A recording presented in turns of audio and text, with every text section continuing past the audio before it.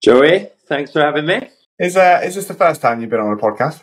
I've done a couple before, but this is obviously the biggest one I've ever done. So a little bit nervous, but let's go.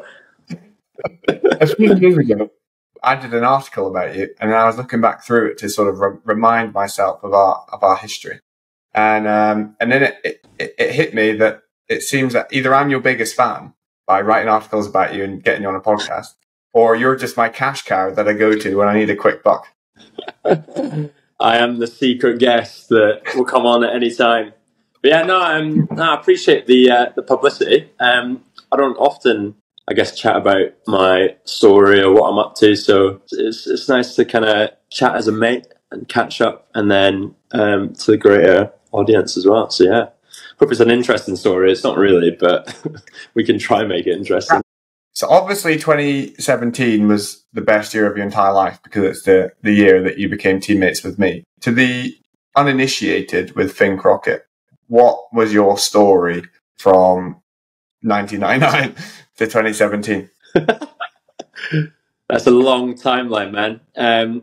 Yeah, 2017, that was, so we both rode for Spokes Racing, which was a Scottish junior team that kind of took young Scottish guys abroad and raced the national series. So it was kind of the only team that really offered any opportunity for young Scottish guys coming up. But yeah, before that, I was kind of into all sports really. Lots of football, your classic kind of kids sports that you do, athletics, that. And then of all things that kind of got me hooked onto cycling, it was a 24-hour mountain bike race, like locally to where I live, called the Strap Puffer. So as a 12-year-old kid, that was, yeah, the peak of what I thought cycling was, and I thought it was amazing. So I eventually did the Strap Puffer, the 24-hour mountain bike race as a 13-year-old in a quad with a couple of mates from school.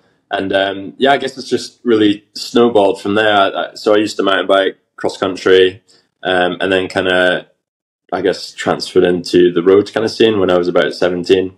And that's kind of when I joined Spokes and I met you, your lordship. Yeah, Spokes was a bit of a game changer for me, to be honest. Coming from quite a relaxed, like, family kind of sports that mountain biking is, to then being chucked into, a Belgium Commonwealth race with 150 juniors going at about 30 mile an hour. It was a totally different world. So I had to kind of learn quick, and yeah, there was a lot of curveball moments, I guess, that kind of made me kind of question what I was doing, I guess. A lot of crashing. I don't know if you remember that. You alluded to Spokes there and how we just went around the whole of Europe as young men, and we just had wild experiences. We had a psychologist on the show called Adam Lane Smith, and he was talking about vasopressin bonding, which is the teamwork hormone that it heightens more in men. And it's the we did stuff together hormone. So it basically means that from a historical point of view, if you think about it from cavemen or in tribes, if you fought off a lion together with another guy, then you would trust them implicitly because you save lives each together.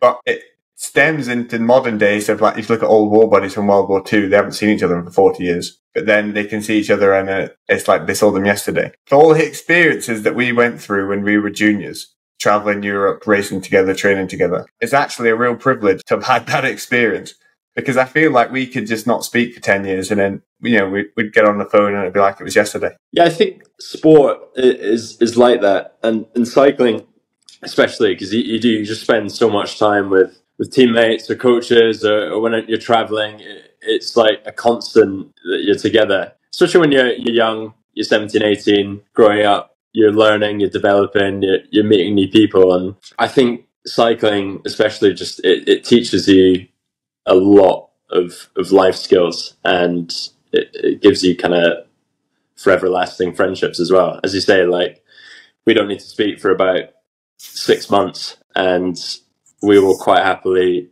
pick up the phone. As you say, it is like it was yesterday. So 2017 was a year that you started taking cycling really seriously, but it was also a year of a lot of crashing.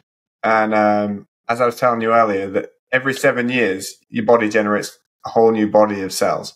So every 7 years you get a whole new skin. But I think you went through a whole new skin in just like the 3 months during the 2017 season. What happened there, Finn? What happened there? Good question. Yeah, you think coming from a mountain bike background, you'd be all right on the road, but yeah, I don't know what it was. I think it was just riding next to people. I couldn't do it. Yeah, I guess it took me a while to learn how to ride in a bunch. That was probably a big one.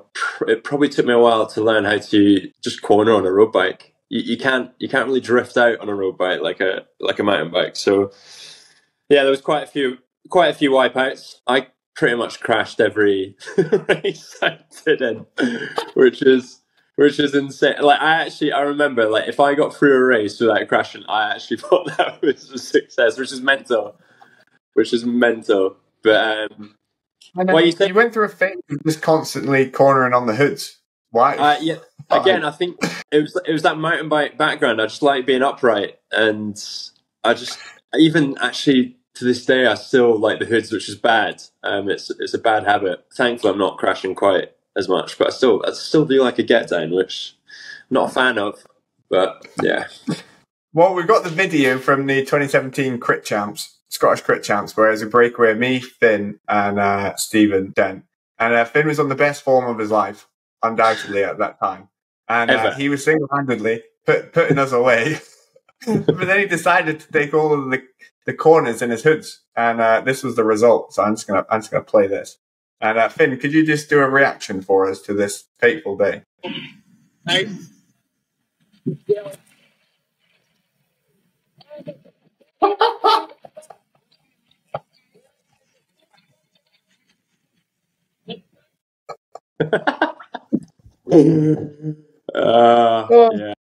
Yeah. I mean, I reckon I was there to win that race. Oh, I was going to win it. So then I lost about 2 minutes there, just like patching myself up and fixing my bike, then got back on and just started hunting the boys down. And I got to about, I don't know, 10, 20. You can see me in the finish photo. You can just see me literally about 20 meters behind you boys. I was just hunting you down. But yeah, I thought I'd give that one away, as you do. So. Well, you say you gave it away, but then what happened the next day? Weren't we racing together the day after? Oh, yeah, and I didn't crash, to be fair. My man, Joey, he did win, though, didn't he? Big dog. I just got... and then the next day, I was obviously a bit battered and bruised and just got dispatched in the crosswinds. I remember that quite vividly. And then, yeah, I kind of passed the mantle over to you, and you took it easy, didn't you? It's a shame pro teams don't look at small regional Scottish races. Otherwise, I feel like on some radars. How I wish, yeah. After your junior years, you decided that you want to pursue a career in the cycling malarkey, but you chose to go to university instead of going full time per se on the road. What was the thinking behind that? So it's quite an unusual road to take, as it were. Yeah, good question. I mean, there's really not that many. It often surprises me, actually, that there's not that many people that kind of go down the route that I did. That I can only think of a few that have done. I mean, to be honest, the easy answer is that I just wasn't quite good enough. Like, first and foremost was kind of what led me to that decision. And I also like the idea of having a kind of backup plan, per se. And actually, it worked out perfectly because at university, you've got so much free time. You actually get way more support for your sports than really any other place, and you get to combine that with studying, and it actually worked out really well. And I studied at the University of Stirling, who are huge kind of sport lovers. I mean, they're kind of like the Scottish Loughborough, I guess. They were always really good with me, and they kind of cycling's a tough one as well because you're out on your own half the time. It's not like you're going to courts or football courts or the gym. Well, you do go to the gym in the winter, but you kind of just you go off and do it. So in terms of support, it was more giving me more time to actually, complete assignments and a bit of funding, which, goes a long way. During your time at University of Stirling, you raced for Wheelbase, which was a really good elite team at the time. And when you're on Wheelbase in 2021, you kind of had your standout year, which kind of leaped you onto the continental scene. But is it true that you did the entirety of the 2021 season with a hole in your carbon fibre bike?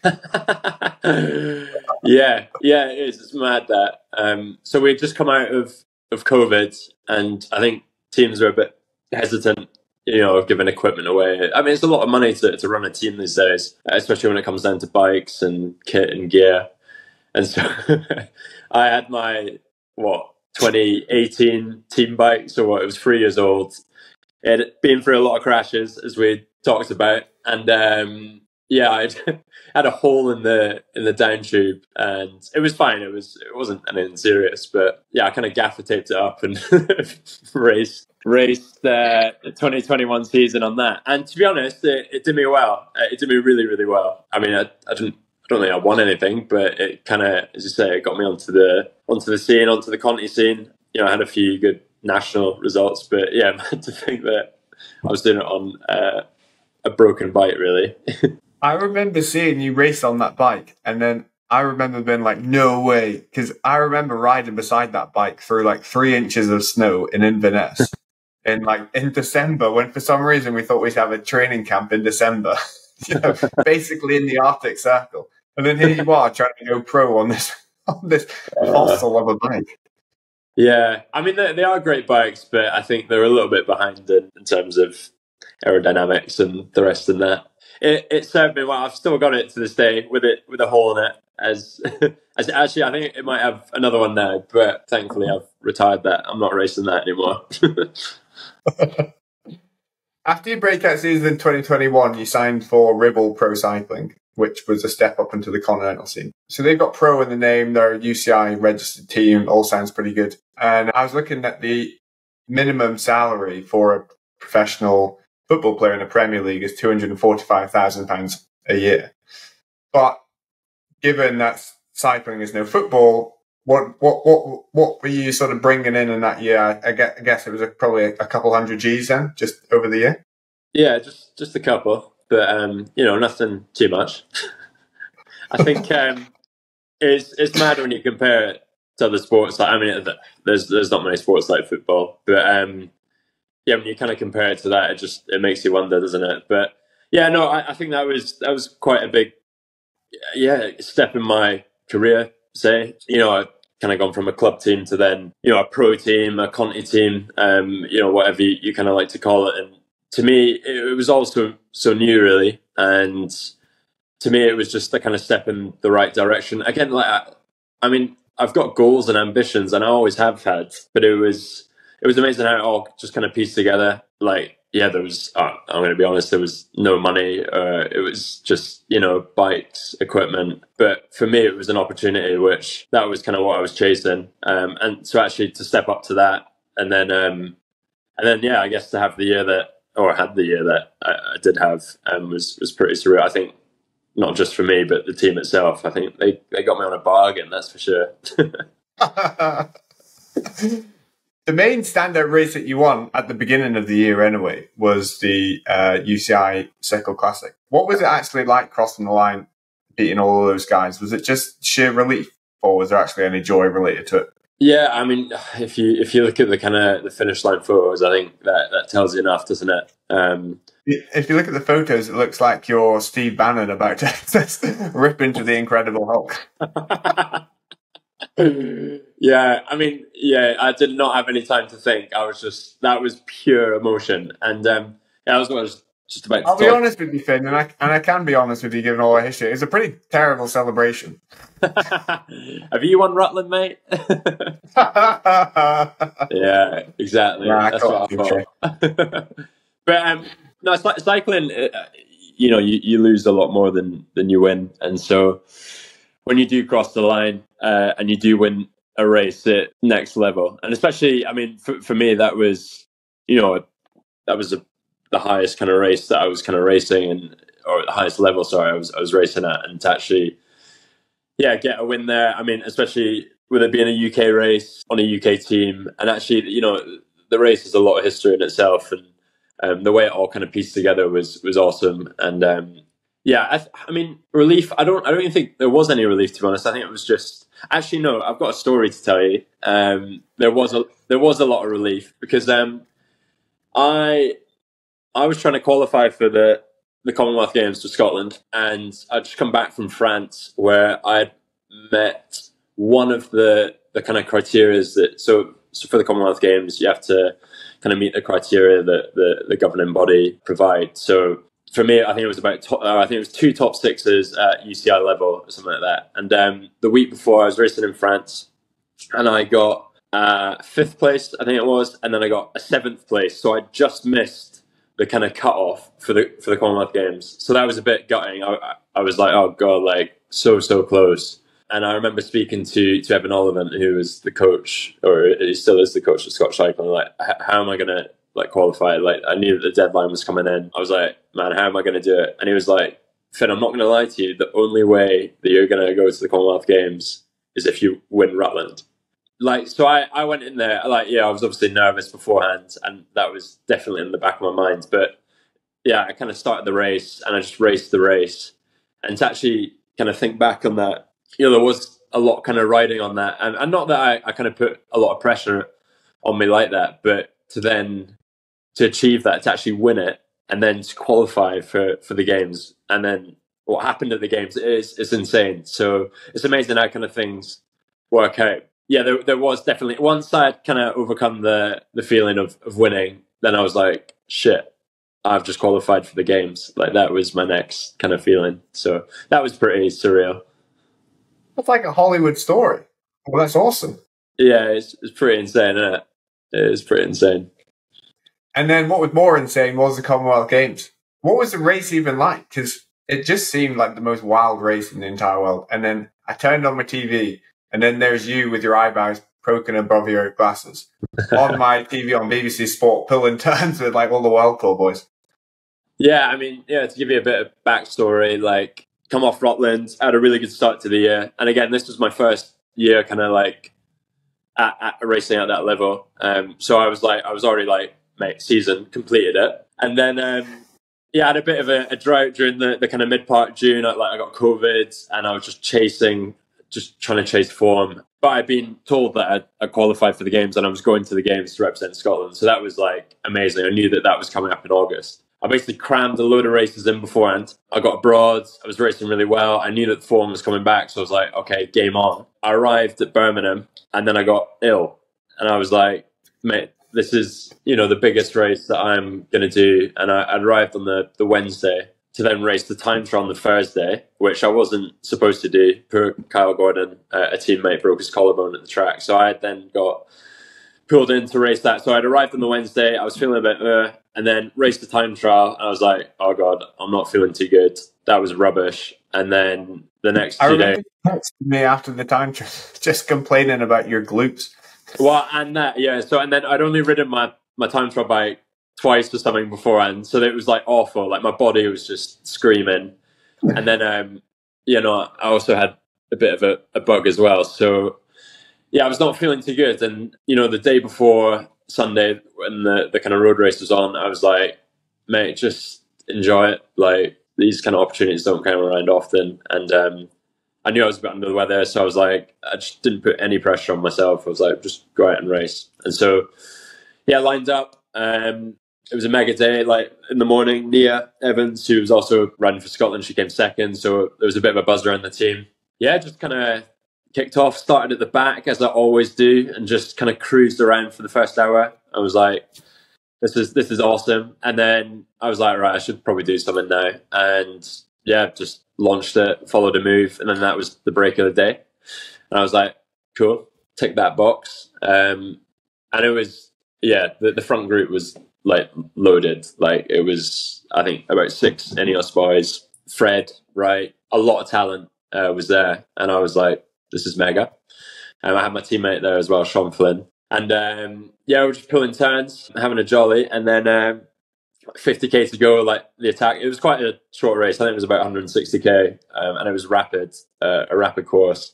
So about 50k to go, just over an hour, like, attacks started coming. You know, bear in mind, I was still feeling a bit cloudy, a bit rubbish, but I was just like, let's just crack on. And yeah, attacks started flying. And actually, like, I felt good. The legs were moving well. And, you know, I'll kind of cut it a little bit short, but we're coming into the last lap. Yeah, I think there was a move up the roads. Sean Flynn was like, how you feeling? And in my head, I was like, Not so good, but I just told him I was feeling amazing. I was like, I'm feeling mega. No one in the history of professional cycling has ever said I don't feel good when one of their teammates asks them how they're feeling. So I was just like, oh, I'm mega. And I was like, but I did back myself. I was like, look, if it comes down to sprint, I've probably got a decent chance of a medal. Sean, I've known him for years. I used to mountain bike with him, and fair play to him. He kind of put, he sacrificed his race to kind of bring back. There was an attack that was up the roads, and he kind of worked away, brought that back. And then the last K, Geraint Thomas went. There was a couple of English guys, and they kind of had to pull that back. So I was like, this is mega. I was sat in, I think, fourth wheel. Fred Wright opened up early. I was like, mega. And then I was on the wheel to be on as well. I was on Aaron Gates' wheel. He eventually won it. But I then tried to kick, and I was like, I don't really have don't really have the power to follow. So I just kind of, I don't know, did my own thing.